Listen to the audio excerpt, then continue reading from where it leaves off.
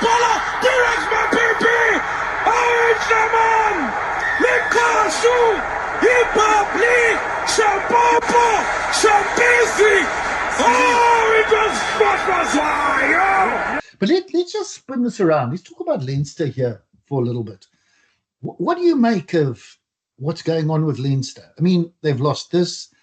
They were very narrow margins with their Champions Cup, okay? But this is 3 years now that they haven't won a thing. They have got this massive squad, massive budget, massive depth. They don't always respect all the competition. They sent a second string side out here. They got a beating, two beatings, exactly. While their players just sat in Ireland and rested. I mean, some of those players could do with a bit more game time, I think.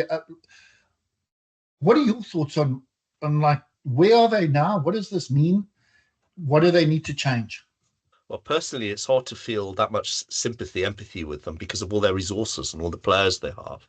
But, you know, they could argue that it's just small margins and they have the players and look how many finals, semi-finals they get to, but they lose narrowly to highly performing teams as they did at the weekend. But given how they look after their players and their huge resources, which dwarf everybody in rugby, even Toulouse, it just... and the cohesion from the national team they have, it has to be something. It has to be something with the coaches. It has to be. You've got to look at those small margins. And the reason I say that is you put those guys in an Irish shirt, you know, they do actually deliver. Not in the last couple of World Cups, they've come very close, but in the Six Nations, they deliver. In normal test matches against the top teams under Andy Farrell, they deliver. So I want to counter you a little bit with that. Sure. So you think it's the coaches, which I do think there's an element of not that. Not exclusively. You did say something, Andrew, that I agree with, or you suggested. They don't play enough. Yeah, that's my feeling. I know that's my sense. They left it home too much, so they don't learn out how to grind a win out. Andrew, sorry, a month ago, was it? They played in Loftus against the Bulls and lost. Do you know only one player from that semi-final we've just seen in Leinster played in that game? It's Porter. Wow. Okay. So I think with Leinster, because they only play their full team or their sort of starting teams in comfortable games, in comfortable circumstances, so if we're playing at home and those kind of things, I think they aren't good at going away and winning. If that game had been played in Leinster, man, I would still put my money on they would have somehow dragged it out. And I think you've got to be very careful of becoming just a hometown team, because they seem to be losing when that happens. So they can go with a star-studded team to other places and win. But when it gets to the crunch and you go into a hostile environment like Loftus and you lose, go to the World Cup, you get put in a hostile environment when it really matters, like under the most pressure, away from home, you lose. It's always these there's something in that, and that applies to practically every team.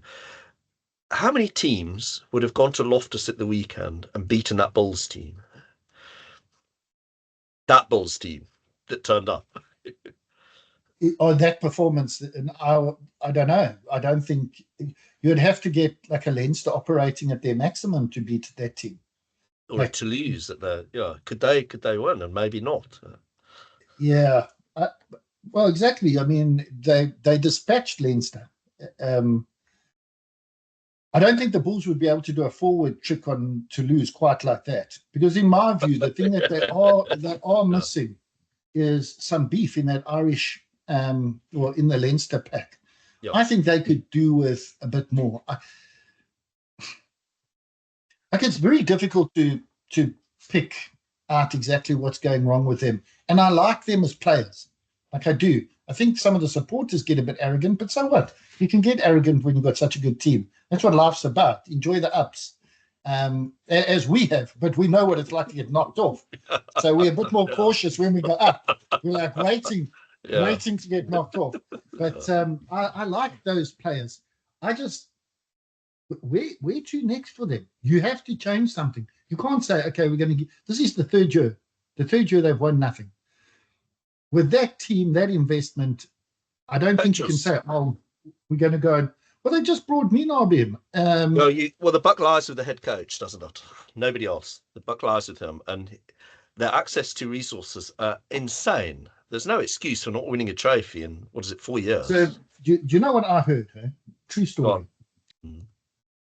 Irish people honestly discussing that it's part of the Springbok master plan to send Minarb there to mess up Leinster to benefit the Springboks. One too many Guinnesses there for sure. I mean, one thing you can say about those guys is they are honest, down the line type people. I mean, there's no doubt about that, and so that's ridiculous. But I think Leo Cullen needs to step away. I also think they need a new fly half, and Snyman will be I think a big and the right kind of fit for that team.